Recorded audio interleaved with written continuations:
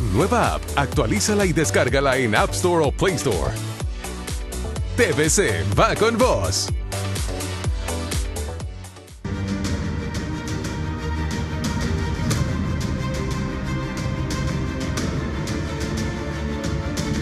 Buenas tardes, esto es Día Político por TSI.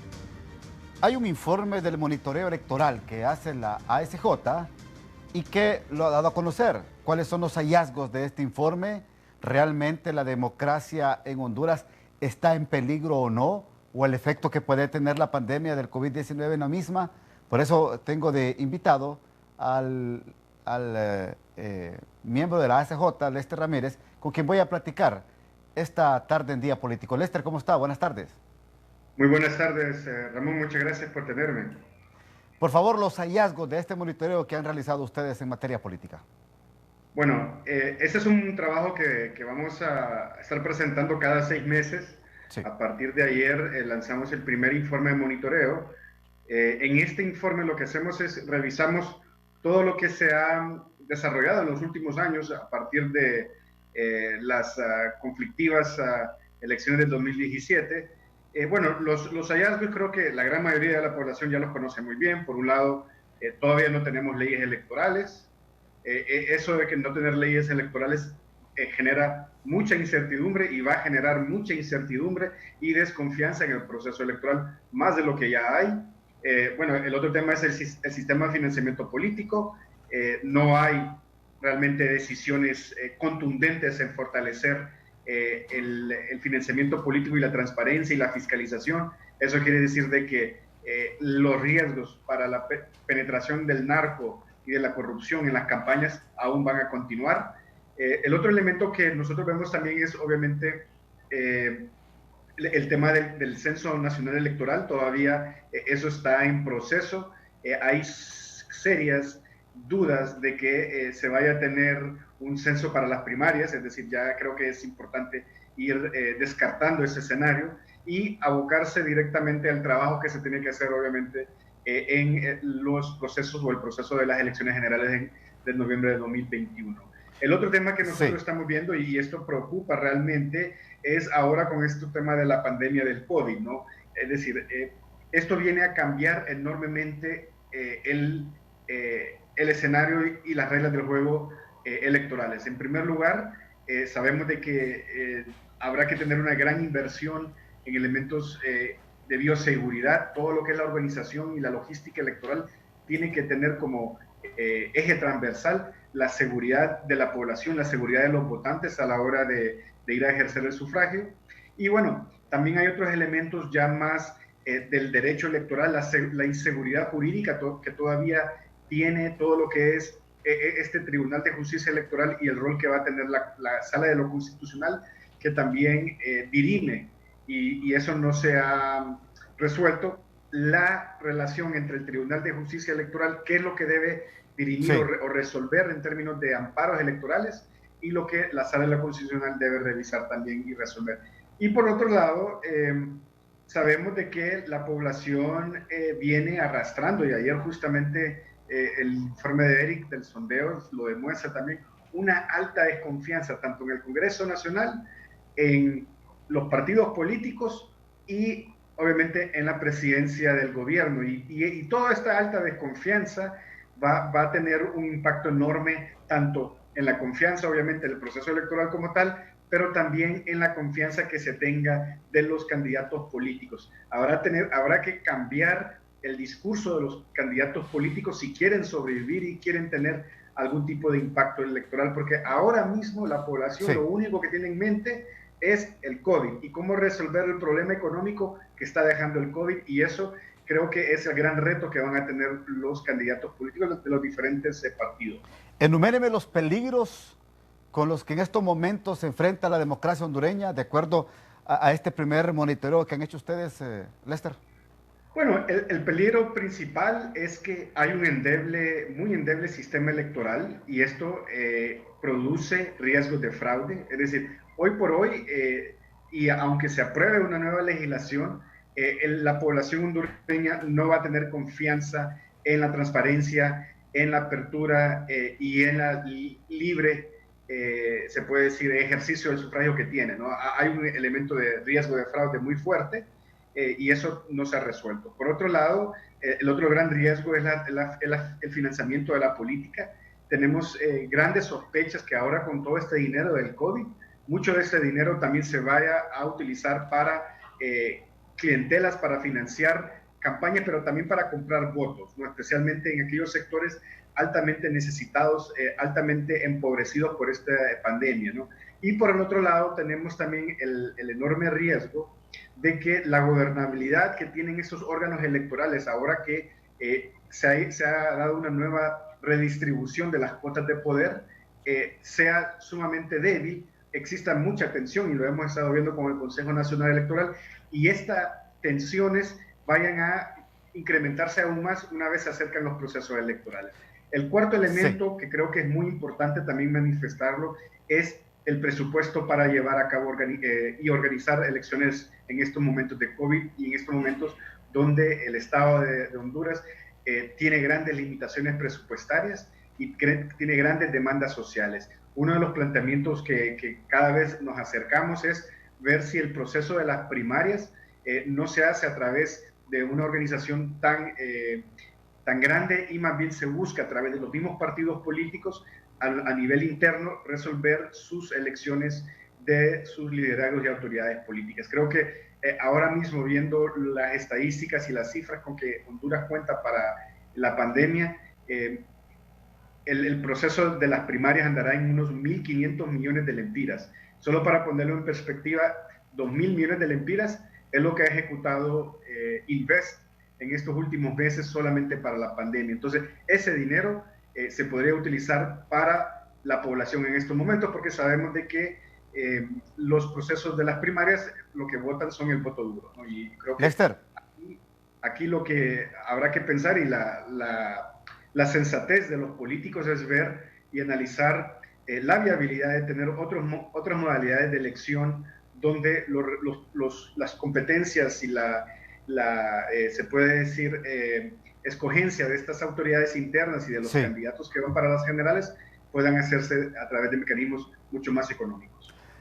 Ahora, partiendo desde el punto de vista económico, ustedes como ASJ, como sociedad civil, consideran que las elecciones primarias de los partidos políticos deben de ser financiadas por los partidos políticos y así evitar un poco el impacto que pueden tener las arcas públicas, tomando en cuenta también los efectos que dejará la pandemia del COVID-19? Mire, esa es una pregunta compleja de responder, porque sabemos de que hay partidos que tienen más acceso a presupuesto y a recursos, ¿no? Ahora mismo el Partido Nacional, sabemos, por ser un partido de gobierno, tiene mucho acceso a los recursos y mucho acceso a medios de comunicación y todo lo que implica una campaña. Creo de que lo que se tiene que hacer es buscar con el Consejo Nacional Electoral y los liderazgos políticos un punto de intermedio, ¿no?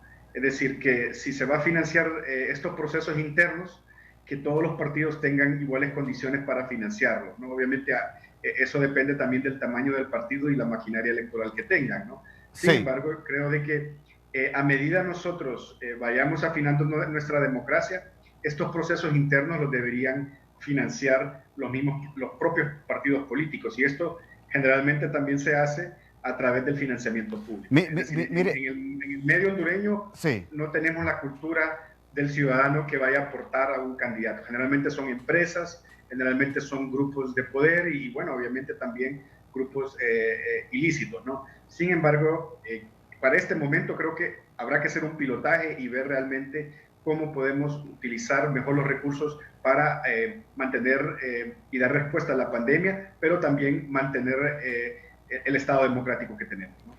Aquí hay una observación de ustedes en su informe, lo voy a poner en pantalla, para que usted me responda, por favor, en un minuto. ¿Cuál es el objetivo del informe? Y aquí están todas las variables que ustedes exponen. Advertir del efecto del COVID en el ciclo electoral, conocer la perspectiva de las organizaciones de la cooperación internacional y una serie de objetivos que ustedes dan en el informe. Ahora, preocupa que ustedes sigan sospechando que en el caso de financiamiento todavía no se estén cerrando las puertas o no estén cerradas las puertas y ventanas para que el crimen organizado y el narcotráfico meta sus dineros en la actividad política del país.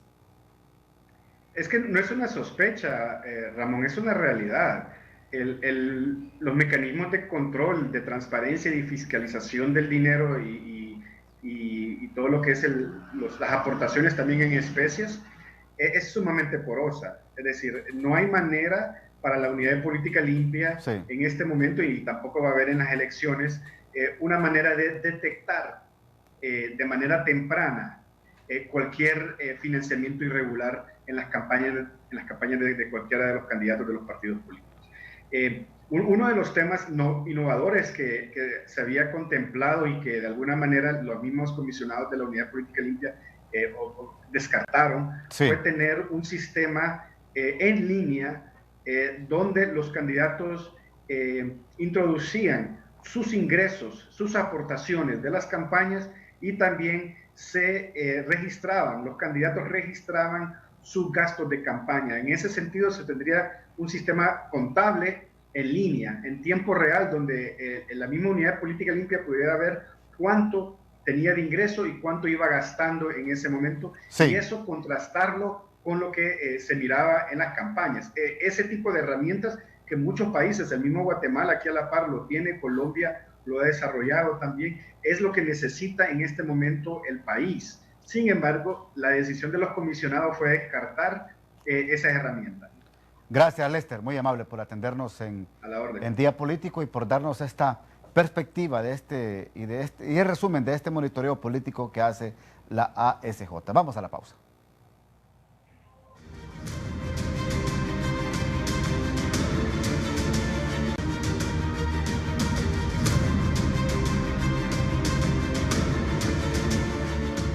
Continuamos en Día Político por TSI. Queremos aprovechar estos minutos para hablar del Partido Liberal de Honduras. Tengo dos distinguidos invitados, el abogado Saúl Hueso y también al general en retiro, Luis Maldonado Galeas.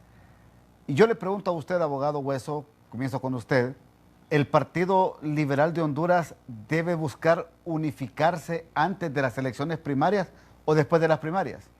Buenas tardes. Bueno, buenas tardes a usted y a su auditorio. Mire, la sociedad entera hondureña debe unirse frente a todas las anomias sociales que nos enfrentan. En el caso particular del Partido Liberal, que su principal función es llegar al poder, dicen los principios, conquistar el poder. Yo le llamo bien llegar a administrar la nación para poner al servicio de los hondureños todos los recursos que el país tiene y que sí enfatice en los principios constitucionales de libertad, de igualdad y de justicia, para que realmente tengamos una nación muy fuerte. Y en esa línea le digo, mi criterio es que el Partido Liberal debe unirse lo más pronto posible. Si lo hace antes de las elecciones internas, es aún mucho mejor. Es que hago la consulta, general Luis Maldonado Galeas, porque una vez que sale el ganador en las primarias, como que es difícil el camino para unificar un instituto político. Buenas tardes. Buenas tardes. Es un mandato histórico. Debió haber sido una consigna liberal mantenernos unidos.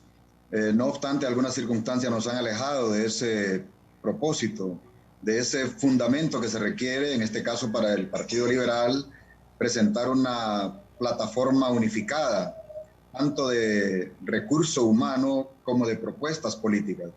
Y todavía en este momento es más exigente en el sentido de que tenemos una situación de alto riesgo para Honduras, la pandemia, pero hay otros riesgos que tienen que ver con la estabilidad política, tienen que ver con una degradación de la democracia progresiva, de la misma ciudadanía, y también está en riesgo la República. Si esos componentes de riesgo político, también de riesgos económicos, de riesgos institucionales, y en este caso de riesgo en la sobrevivencia del país, nos agarra desunidos, significa de que no seríamos nosotros una opción confiable y creíble de parte de la sociedad hondureña, de parte del pueblo, para presentarnos en una posición de fortaleza no solamente en el número, sino fortaleza en la calidad de lo que el Partido Liberal debe significar para el pueblo hondureño. Abogado Bueso, ¿están identificadas las fuerzas políticas al interior del Partido Liberal, que son las que pueden ir a elecciones primarias aglutinando todos los precandidatos que hay en este instituto político? Sí, sí las hay. Mire, hay varias personas que tienen todo el derecho de elegir y ser electos, como dice nuestra Constitución, pero también hay que medir la capacidad que tiene cada uno de ellos para enfrentar este futuro casi incierto. Entonces, lo ideal es establecer claramente que el Partido Liberal no vaya con más de un máximo de 3 candidatos a las elecciones internas, que vayamos todos unidos con un solo fin, con un solo principio: acceder al poder de la nación para de una vez por todas poner al servicio del pueblo hondureño. Porque, les repito, las anomias sociales que nos aquejan son muy fuertes y ponen en peligro la estabilidad del país, la estabilidad que a la larga vamos a tener que llorar lágrimas tristes, y estamos a tiempo para realmente hacer lo que debemos hacer, y es unir al Partido Liberal. Y históricamente la unidad es factible. Mire, Chiang Kai-shek se unió con Mao Zedong y eran enemigos políticos. Entonces quiere decir que nosotros, que no somos enemigos políticos, sino que tenemos diferencias de carácter, de una visión política, mucho más fácil unirnos. General Maldonado Galeas, ¿comparte usted este criterio? Por lo menos 3 precandidatos a elecciones primarias en el Partido Liberal, y no el número que hay ahorita, porque casi existen como 9 o 10 candidatos. Desde luego, las ventajas que esto tiene es que permite aglutinar el personal, los precandidatos a los distintos niveles de elección en calidad. Permite identificar el talento humano que sea más conveniente para participar en cada uno de los niveles electivos. También permite conjuntar fuerzas y recursos para poder presentar una campaña con mejores alternativas. Tanto candidato que hay, precandidato, que desde luego tenemos la opción constitucional de elegir y ser electo. En algún momento del camino debemos de ver la posibilidad de ceder para quien corresponda, o conceder el espacio para aquel líder que nosotros estimemos puede ser el aglutinador de 1, 2 o 3 movimientos que en este momento están bregando en esta contienda política primaria.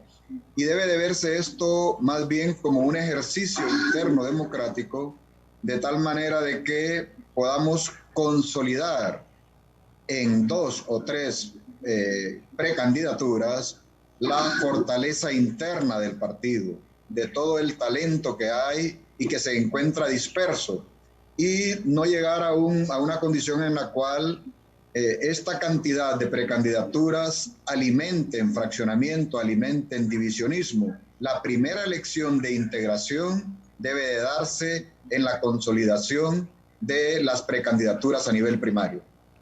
¿Quién tiene más opciones en su partido, abogado Saúl Bueso, de estas 3 fuerzas identificadas ya?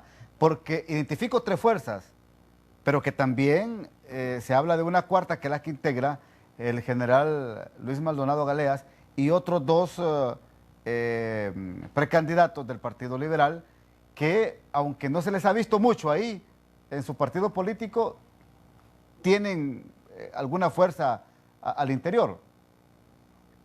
Mire, hay visibles alrededor de 10 u 11 candidatos, y de esos, usted lo señala, hay unas corrientes que han estado ahí permanentemente, porque responden a intereses personalistas, y la persona aún está ahí. Déjeme decirle que cuando se crea un movimiento con nombre y apellido personalista, este movimiento va a durar mientras esa persona esté ahí activa. Esta persona desaparece del escenario, desaparece esa corriente. De ahí la importancia de evitar de una sola vez por todas los movimientos personalistas y convertirlos en movimientos realmente con principios de ideales, seguir ideas y no personas. Ese es un punto. Ahora, ¿quién tiene posibilidades? Eso solo puede decidir el pueblo hondureño. Nosotros podemos hacer ciertas proyecciones de carácter estadístico, de decir más o menos quién andaría más cerca de una elección, pero en este momento lo que hay que ver es dónde está el problema y quién de los candidatos tiene esa capacidad para poder enfrentar ese problema. ¿Qué quiero decir con eso? Que debemos de conocer cuál es el perfil que necesita el país para ser gobernado. Entonces, si sabemos cuál es el perfil que necesita el país, entonces busquemos que esas personas que quieren ser candidatos, cuáles de esos realmente llenan ese perfil. Y en esa línea, entonces, vamos a asegurar el triunfo, no solo del Partido Liberal, sino el triunfo del pueblo hondureño, porque históricamente el Partido Liberal ha estado al servicio del pueblo hondureño y por lo tanto no debe estar fuera, porque cada vez que el Partido Liberal está fuera del poder, fuera de la administración pública, sí, entonces estos servicios o los recursos del país no llegan al pueblo hondureño y cada día más se deteriora la calidad de vida y se deteriora la credibilidad en la democracia y consecuentemente la credibilidad a los políticos que participan, sí, en esta contienda. Perfecto, vamos a ir a la pausa y le voy a preguntar al general en retiro Maldonado Galeas, ¿no debe de existir ventajismos al interior del Partido Liberal en materia de precandidaturas presidenciales? Me contesta después de la pausa.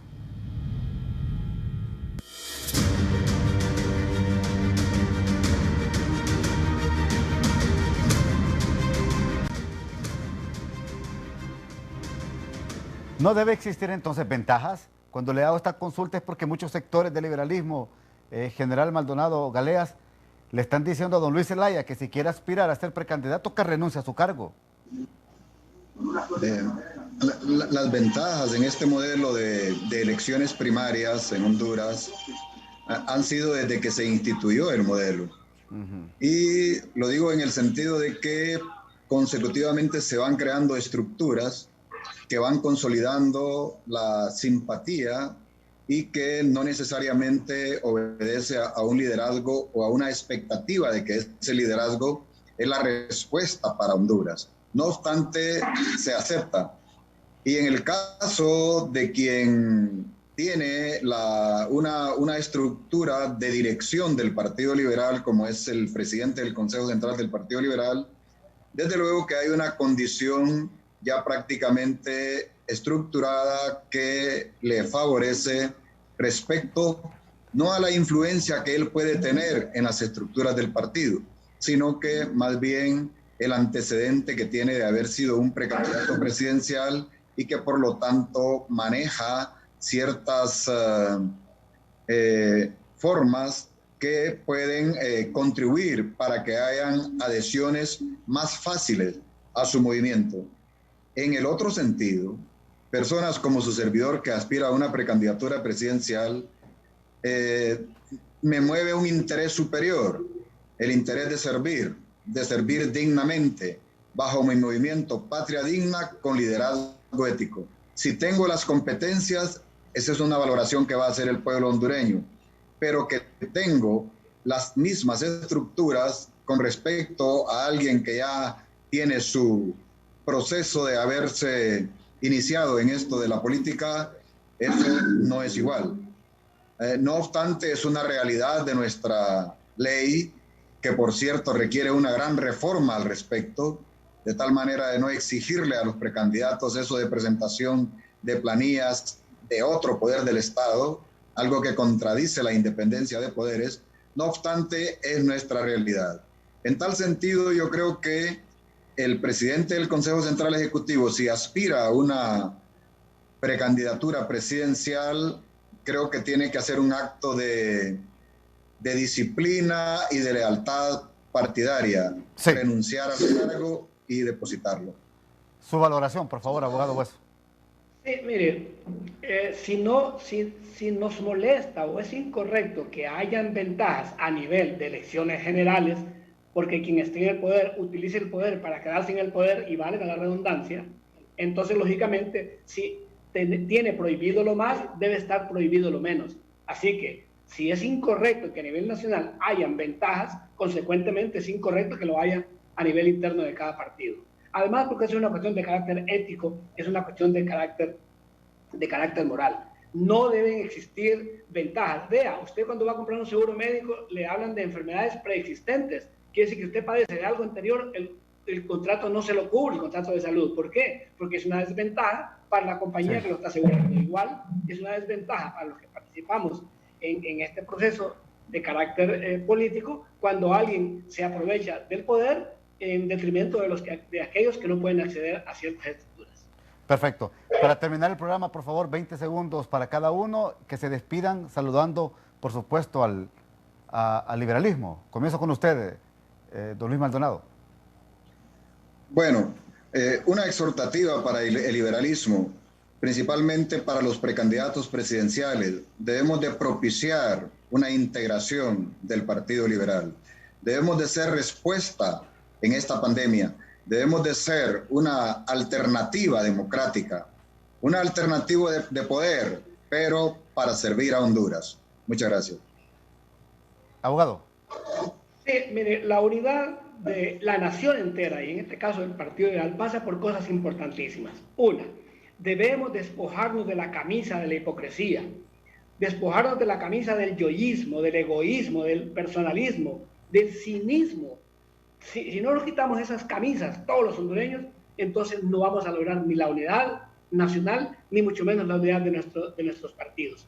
Así que todos los liberales, a los de mi movimiento, el M-Líder, y a los del movimiento Patria Digna, y a todos los movimientos que están en esta carrera electoral, decirles, actuemos con ética, actuemos con principios éticos para que alcancemos realmente a administrar el país con las manos puras y no con las puras manos. Gracias a ambos, les agradezco por participar en Día Político por TSI. A usted, amigo televidente, gracias. Buenas tardes.